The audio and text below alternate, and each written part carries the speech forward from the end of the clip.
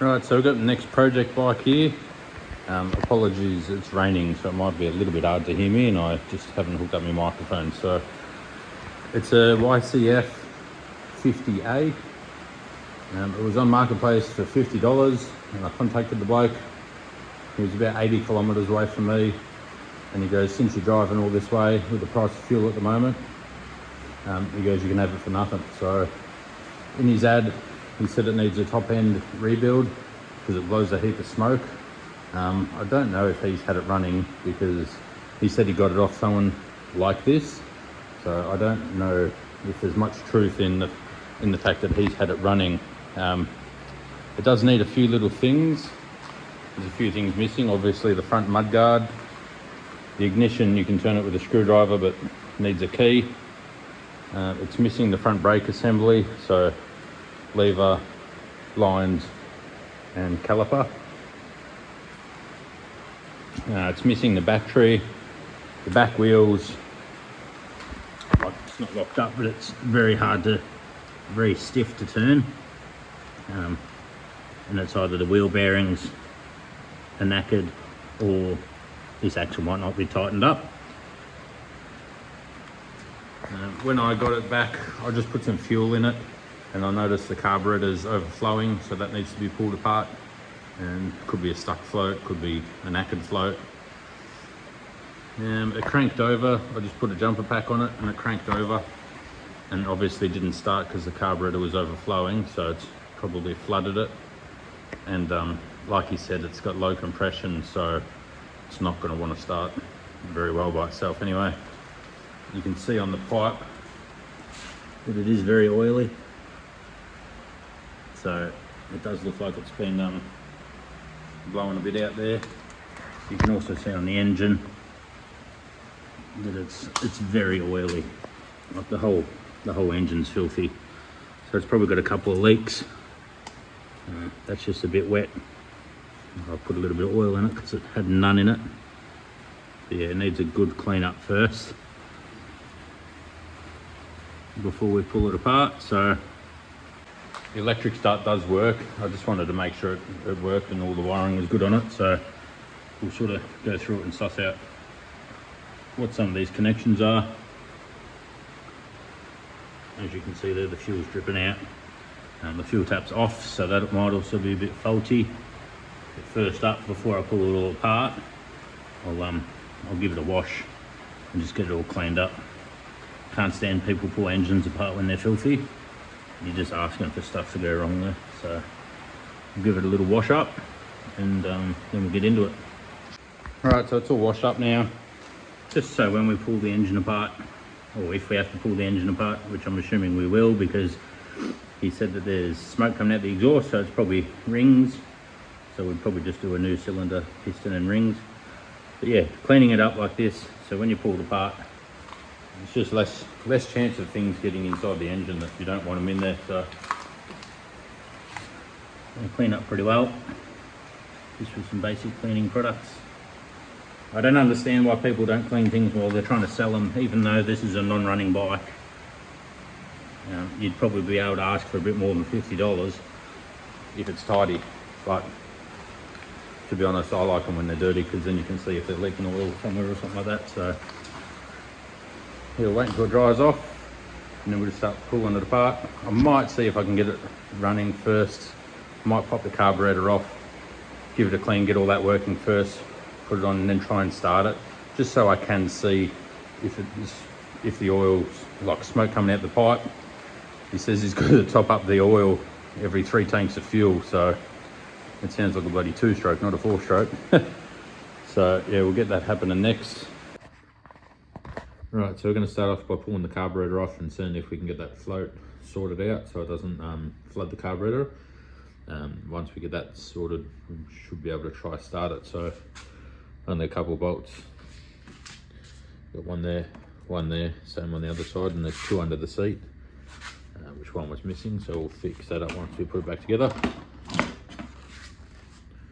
Take it off, and then that's what you're left with. It's pretty basic little bike. So we'll get this carburetor taken off now, and we'll go through it and have a bit of a look at what needs fixing.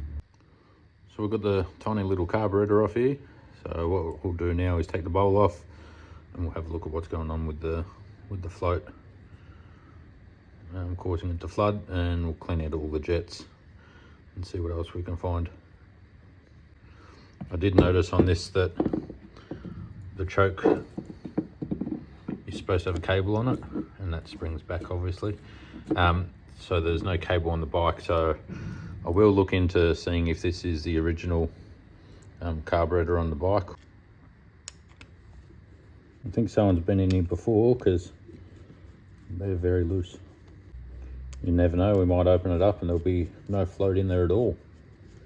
After doing a few project bikes, nothing surprises me. Pistons in backwards and things missing out engines. Oh shit, look at that, it's in there. So it could be the float height set wrong. It could also be a hole in the float and it's filling up with fuel. It could be the needle and seat as well, so we'll just have a bit of a look.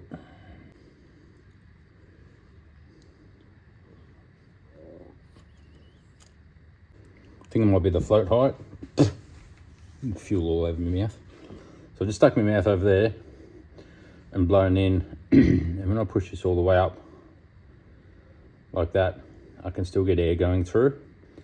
But if I put my finger on the actual needle and seat, like the needle, sorry, and put pressure there, it does block off. So I don't know if you're going to be able to see. On the needle there, they've actually got like a little spring-loaded tang in them. I'll take this float off and I can show you. So I can get this to focus. Right on the end here where the float sits, so you've got your needle and you've got a little like sort of tang here, and they're spring-loaded. So as the float pushes down on it, that's spring-loaded. As you can see in the photo, in the video there, it's pretty hard to get in focus. So what that allows is, when you're riding along and the bike's jumping about, this just gives it a little bit of slack, that if the float's bouncing around, it doesn't let fuel in every single time. It's like a little shock absorber for it. So that's working, that's great. But they might have the float height set wrong, and that's why the carburetor's flooding. So there's no gunk in there. I'll pull these jets out in a minute. I stand corrected, there is a tiny little bit of gunk in there. That bit of black was in there. And what we've also got to look at too is the actual needle. Don't mind my dirty fingers. That there's no big groove around there, or like slits, or if it's perished or anything like that. So it's a bit hard to see on the camera here, but there's a slight ring, tiny little wear mark, but I don't think it would be letting the fuel through. So what I'll do is adjust the needle height and see how we go for there. But we'll take out these jets.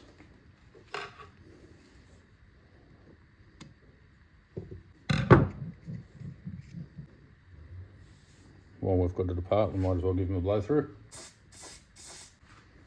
Size 50 jet.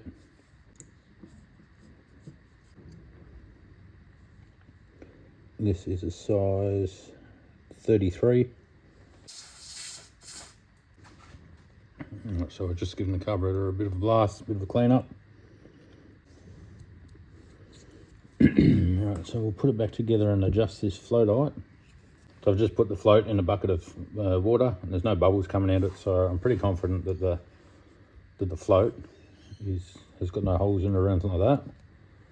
I do think that it's just our float height has been adjusted wrong, and that's why it's flooding, because everything else looks good in here. Better put these back in before we assemble it again.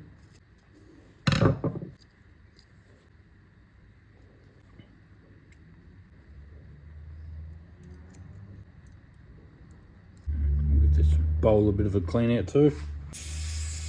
And so I'm pretty happy with that, pretty happy with the float height. So we'll get this bowl back on. Oh, so the carb's cleaned up inside. I'll pop it back on now and see what happens. Right, so the carburetor's back on. It's not leaking anymore. I just confirmed that there is fuel in it by undoing the bottom of the bowl and letting it drip out. But I've tightened that up now and it's not dripping, so it's not flooding. So we'll give it a little kick in the guts and see what happens. I'm not expecting it to start because I do think the compression's terrible, so I just want to give it a go and then we'll test for spark and compression and all that sort of stuff.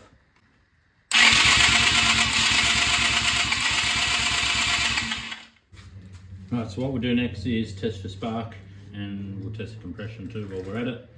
And yeah, go from there. Righty, so now we've cleaned the carb, we'll go ahead and test for spark and compression. So we'll pop this plug out, which was extremely loose. I will check for the correct plug and we'll get one of those. If you can look at that, it is very, very rich. So we know our fuel and our, I sprayed a bit of carb cleaner in there to try and get it to fire up. And I can smell that all over this plug. So we know it's getting through. So we might have no spark or very low compression. So we'll do the spark test first. Next up we'll do our compression test. I did a quick Google and apparently we want between 120 and 150, which for a little engine like this I wouldn't think they'd run that high. So we'll see what it says, see what it comes back at. I'm thinking it's going to be pretty damn low.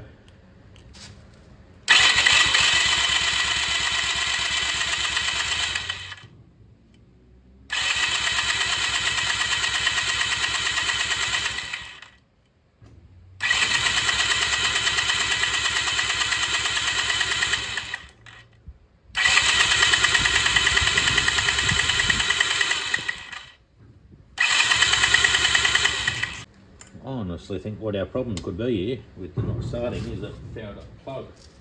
And the plug is a 7CHSA. Right, so we've gone out and got a new plug.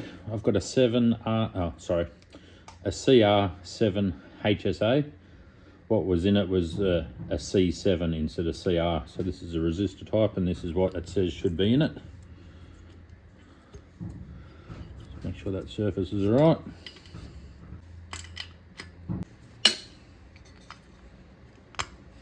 We'll give it another little kick in the guts.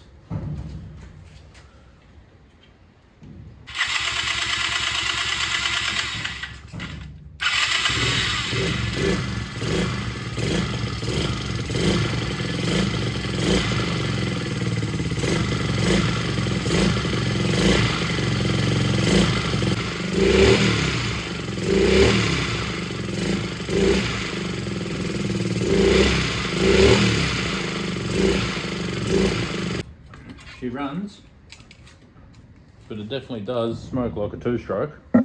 So with the compression being how it is, possibly maybe the valve stem seals, maybe. I'm not entirely sure. I'm gonna have to have a bit more of a look into it.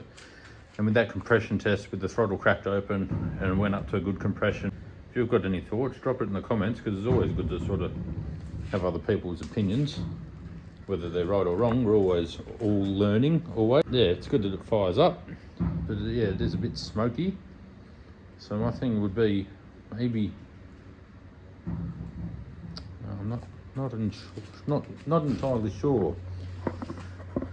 Maybe it's worth taking the head and the cylinder off and just checking to see what condition the oil rings and all that sort of stuff are like. Yeah, but progress. Right, so I've just removed the intake, I've removed the exhaust and taken the spark plug lead off. We're going to get this taken off, take the head and cylinder off, and we're going to check the oil ring, because I think it could possibly be the oil ring, be it stuck, damaged or whatever, and that's letting our smoke go past. could be like the valve stem seals, but I don't think so, because it's smoking a lot on acceleration. So we'll pop this off and we'll have a look at what we've got to work with. So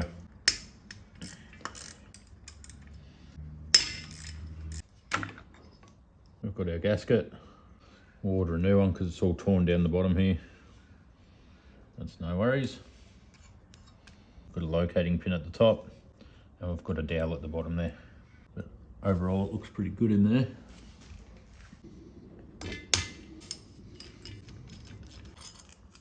All right, so our longer studs go on the top. Want to come out pretty easy. So, having a look at the head, the valve, sorry, that is a lot of carbon buildup.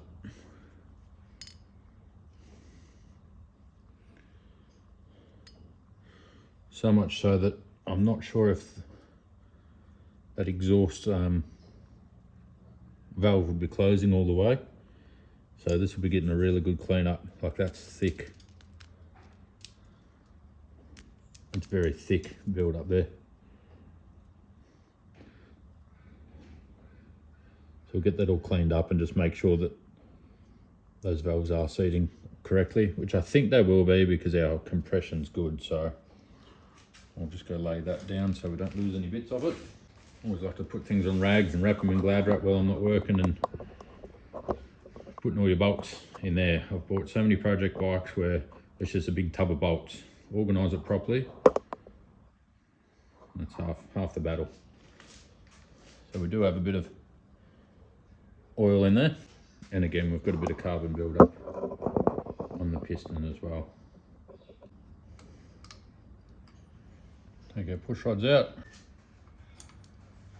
The mark goes to the top. The smooth end goes down in the engine. Not that it would make much difference, but it's always just good to put things back where you found them. And the head of this bolt is so close to the cylinder, you can't actually get a socket over this side. So you've got to do it the old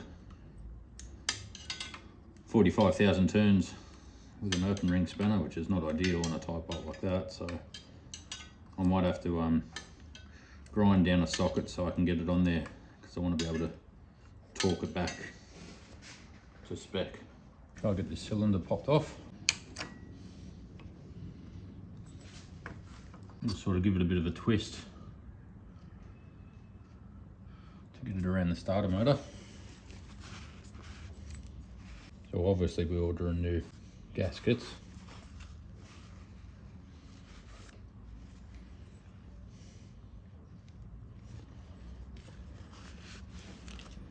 There's no big scoring in the bore, but there is absolutely zero cross hatching in there. So what I'll do is I'll run a hone through there just really quickly, nothing too major, just to put some cross hatching in there, because if there's no cross hatching in there, that can be letting oil past as well. I don't know if it's hard to get on camera there. But yeah, there's no cross hatching there, but you can see that the bore is in really good nick, like there's no scoring or anything like that. So this piston's bloody tiny. Right, so what we've got here is our compression rings at the top and our oil ring at the bottom there. The skirt on the piston looks good. We've got no big damage or anything there. We can see that we've got a bit of blow by, I guess you'd call it that. But the other thing we also need to check is our ring gaps, because to me that looks massive just looking at it, but I'll get the proper specs, pop it in the cylinder and measure it all up. Right, so after I pulled the top end off, I measured up the old ring gap. I've got the old cylinder and everything up here, and the ring gap was like 4 millimeters. So I'm thinking that's why when I took the head off, we could see that pool of oil in the cylinder, and that's why my compression was still good, because the ring gap was so big that the oil was going through the rings, letting so much oil into the cylinder and giving me a false good compression reading. So I've gone ahead and ordered new cylinder, new piston, rings, and new gasket set. So we'll get these rings in the cylinder, check all the gap, and make sure it's all in spec, and then we'll assemble it that way. And the old cylinder was glazed, but this has got nice cross hatching in it, so we should be good to go. So get the rings in there, measure them all up, and we'll get going. So a good thing to do when you're taking the clips out is put a rag all here, because the last thing you want is one of these little clips to bounce into the bottom end, and then you're splitting cases. So on these ones they've got a tab that you can hold on to, pull it out. So I'll just pull one side out, and we should be able to push through our pin. Now the piston's off, it's a good time to check your crank and your up and down play. So side to side's all right as long as it's in spec, but up and down you don't want any up and down play on the crank, because that means your bottom end bearing's no good. So that all feels good. Right, so piston's on there. I didn't film it because I've got limited room and this bike's bloody tiny. So I always like to put the clip in one side first on the piston away from the bike. That way when you come in, you can just slide the pin through and you put the other clip on this side. It's a bit easier. With the piston, make sure it's facing the right way. This one's got a in for like inlet. Lots of pistons have an arrow, and that faces where the exhaust is. I've done a few bikes now where people have put the pistons in backwards, and it's just not too good. On this one, I don't think it would matter a whole heap because it doesn't have reliefs for the valves. But pistons that have reliefs for the valves, if you put them in the wrong way, yeah, because the valves are two different sizes, it's going to hit the relief and cause you all sorts. So that's in now, gasket's on. What we'll do is we'll oil up the piston and the cylinder and put the cylinder on.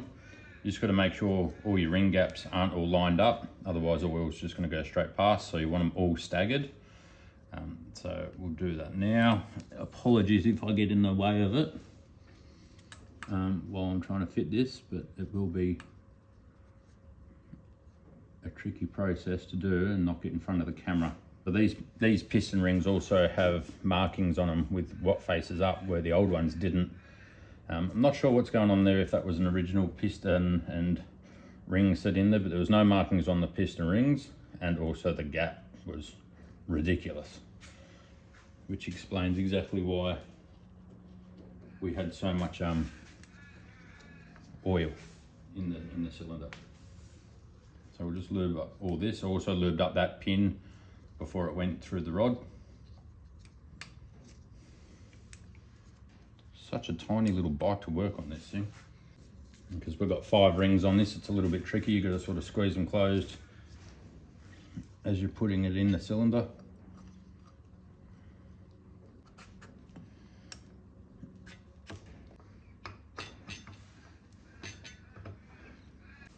Just clean up any oil that's come through. With a bike that's kickstart, I wouldn't mind just cycling it through, just holding the cylinder there, but this is electric start and I don't want to fire that so quick while it's not all bolted down. So our next step will be cleaning up the head. So we'll go do that and get all that carbon off the valves. So this is our old head gasket. And this is our new one. What I have noticed is our sealing ring is nice and clear from the sides on this one, and our new one, it is cut extremely close. So, but this one is all flattened out, it's no good anyway. So I'll be popping this one on and just crossing fingers really. It's a brand new one, so I can't get any better than that. So this is our head with all the carbon build up on there. We'll give that a clean up and I'll let you know how I do that. Right, so I cleaned up there, or cleaned up as best as I can. Just used a bit of carb cleaner and like a Scotch-Brite pad to just dislodge it. Really, we should take the valves out, lap them and all that sort of stuff, but I don't think that was our issue anyway, so they seem to be sealing fine. You can put liquid in there and just let it sit and see if it seeps through or not. And the other side of the head was dry, so I think we're all good to go there. Yeah, we've got our new head gasket. making sure we put that on the right way. If you do put it on the wrong way, you could block off an oil passage or something like that, and then that'll be bad news. Before we put that on, we need to put our push rods back in. Just lube everything up. The dimples are facing the top, so that's how we'll put them back in. Right, so they're in, and everything's lubed up. Alright, sorry, I put down the phone and I forgot to click film on it again. So I've put all the studs in. Now we're going to go torque them down. Very important you torque these down, because if you don't, it's not all going to sit right and you're going to have all sorts of dramas. Just want to clean this gasket off. Right, so we want to put our little locating pin in here. So that's in there now. We want to put our gasket on. Just want to make sure the gasket's on all its locators, because if it blocks this oil passage, you'll be in all sorts of trouble. Now that's all cleaned up, we want to pop it on, making sure we're getting on our locating pin at the top.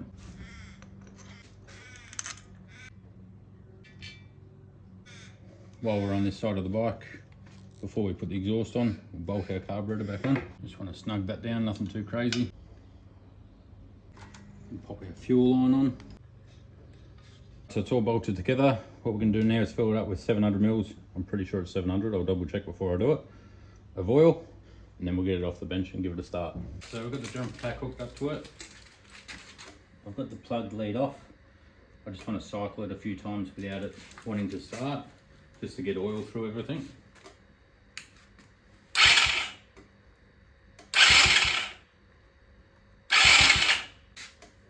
Now we'll put our plug on.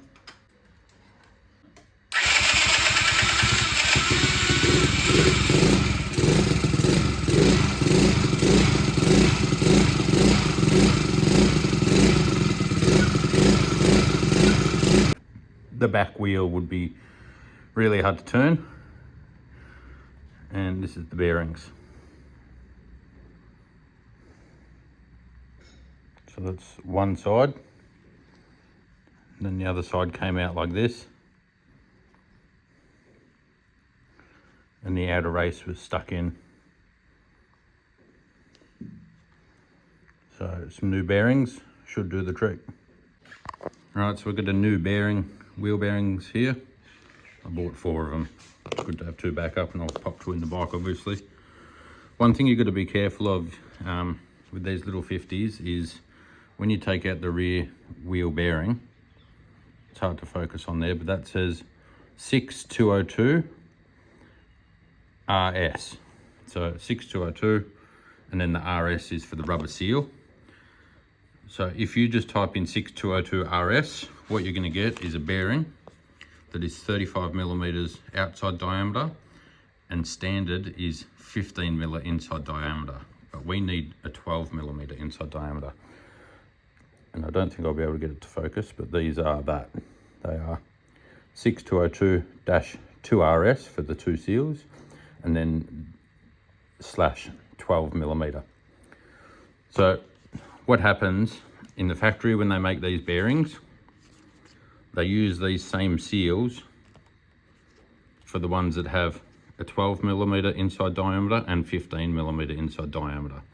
So you really got to measure your bearing before you go and buy a new one, because the carrier bearing on the outside, or whatever you want to call it, is the same on both. It's just that in a race that's different.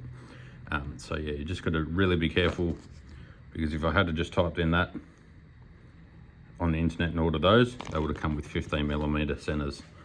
So yeah, just got to double check. So we'll pop these in the freezer, get them to cool down and shrink a tiny little bit, and then we'll heat up the hub as well, and we'll get them fitted in. All right, so we're going to fit the bearings. They're in the freezer at the moment. What we're going to do is heat up the hub slightly with this. And when you're driving in a bearing, what you want to do is drive it in from the outer race, not the inner race. If you do the inner race, you're going to damage it. So you want something that's going to sit on the outer race, and you'll be able to drive it in. Ideally you want some timber under here or something like that, but for this it'll be fine. I'll go get the bearings and we'll get started. So the bearing's been in the freezer just to shrink it a little bit. We're going to heat up the hub to expand it a little bit. It'll probably fit in without it, but it's just good insurance that you know it's going to go in.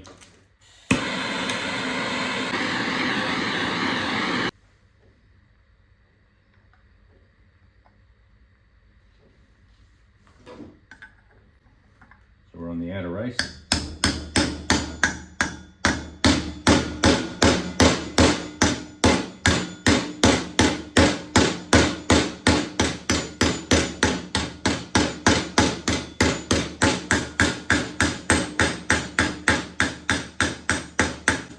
And you can hear that's now seated. It's all spinning nicely. Just have a quick inspection to see that it's all in there evenly, which when you're tapping it down you can hear it when it bottoms out, so you're normally pretty safe there. Next we want to put our sleeve in. Actually, sorry, I'll take the sleeve out so I can heat up. You want to be careful with the flanger that's not going through the hole, because it's going to stuff up the rubber seal on the other bearing. So we'll get that in there, get our bearing. So that's through. We just want to make sure that we can line up our spacer in the inside there. Check our axle is going to go through.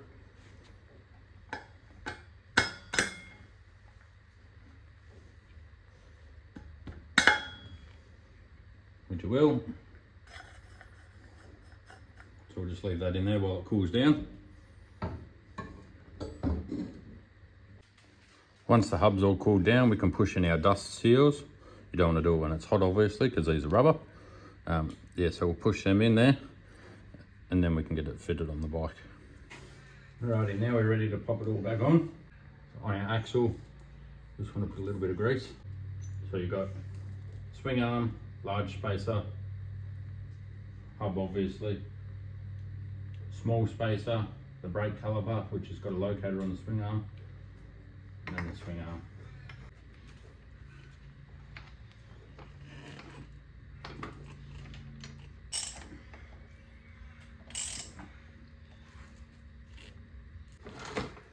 Perfect. Because it's a bike that's always in gear, it's obviously not going to free spin. That's moving a heap better than what it was. Alright, it's all back together now. I've done a couple of heat cycles, so after you do a top end rebuild, what you want to do is start it, run it. You don't want to let it idle. You want the revs to be varying. Let it get up to operating temperature and shut it off, and then let it completely cool down, and do that a couple of times.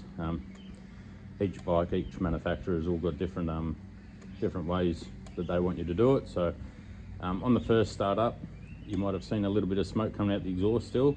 What that was is because it was leaking so much oil into the cylinder, it had actually gone into the pipe. So after our heat cycles, that's all burnt off, and now it doesn't smoke anymore. So we'll get it fired up.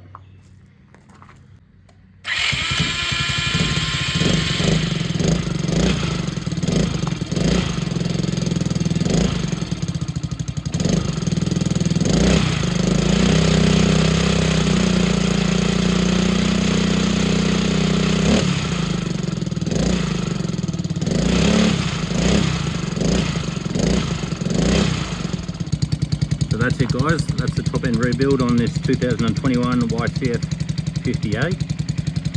Got to play around just with the idle a little bit after this. But I might do a separate video on that just in case someone wants to tune their carburetor with the mixture screw and idle and all that sort of stuff. But as you can see, we're not smoking anymore.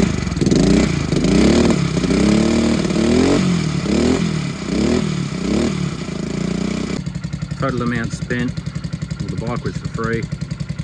All the top end, piston, rings, cylinder and all that, and the gaskets, that was 200. The battery I got coming is about 80 bucks. And then we'll do a plastics kit, I think they're about $130. And not that the kids would really use it, but we can put a front brake on it, that's also about 150. So all up, considering it was free, it's worked out to be a good little project.